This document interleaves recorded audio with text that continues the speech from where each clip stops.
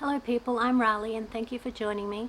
Today's video is 5 things I hardly ever, nearly never buy anymore.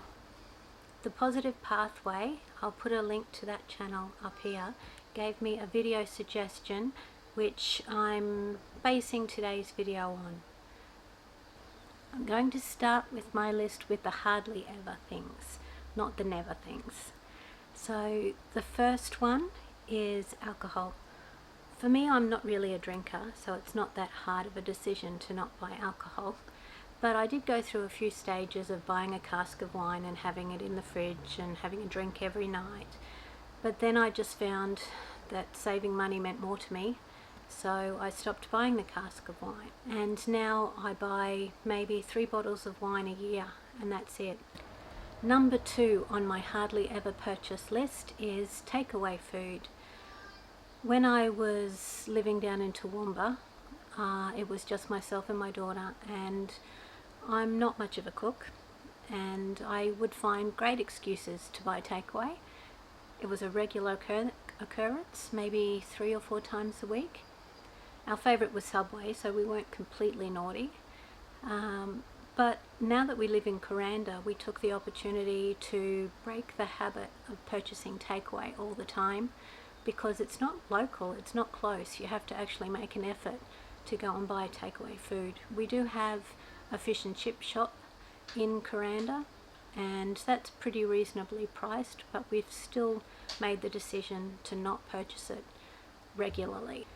When someone in the household has a birthday, we allow them to choose what takeaway meal we might have for dinner that night.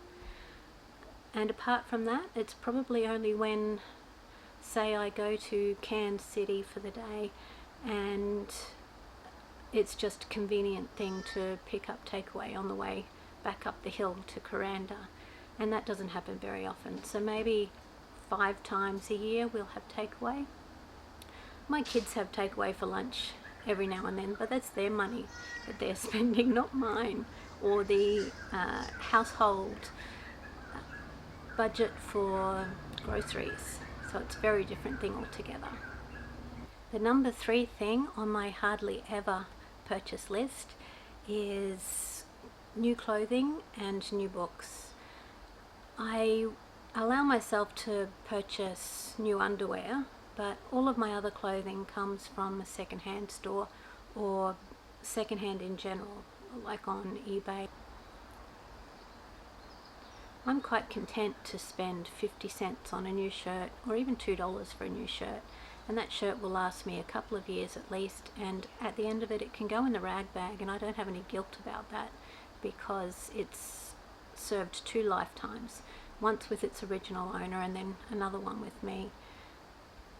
And with regards to books, I do still sometimes buy a brand new book, but that's because I like to learn things, and sometimes when you want to learn something you can't find that type of book in the second-hand store. I get a lot of my novels from the second-hand store, but I can also get them from the library for free. So I will sometimes pay 20 cents for a book, sometimes $1 or $2 second-hand, but if it's an interest that I want to learn about, then I'm quite prepared to buy a new book. Number 4 on my list, which is on the never buy or purchase list, is new release movies. I don't need to see it when it first comes out. I can see it later. I can see it once it's free, or once it's $6 or something like that on a DVD. Most of the times if I'm going to watch a movie and I'm paying for it, it's because my daughter and I are going to the drive-ins. And I'm not sure of drive-ins all around the world, but here where we live, the drive-in plays 2 movies, and neither of them is a new release. They're both usually old, and at least one of them is very old, generally, not always. And we used to go regularly to the drive-ins, but that was pre-pandemic. Then the pandemic happened and all of the movie cinemas, including the drive-ins, were closed down, and they opened up again, but we haven't been since.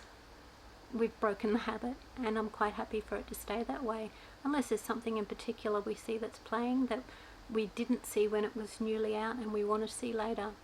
It's much better value. You pay something like $12 and you get 2 movies, and yet if you go to the regular movie cinema to see one movie, be paying at least $18. Much better value.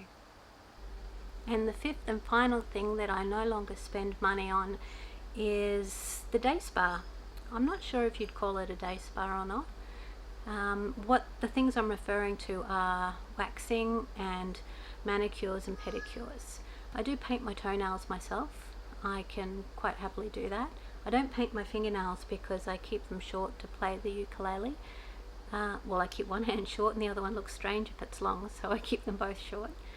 And with the waxing, I just don't pay for it anymore. I can get some strips at home if I want to, but I don't usually bother. I'm quite happy to just be the way I am naturally. But waxing used to be like $100 a month, and so that's $100 a month I'm no longer spending.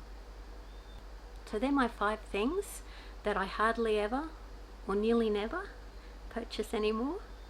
I hope you enjoyed my run through, and let me know if there's anything that you hardly ever or nearly never purchase anymore down in the comments. See you next time.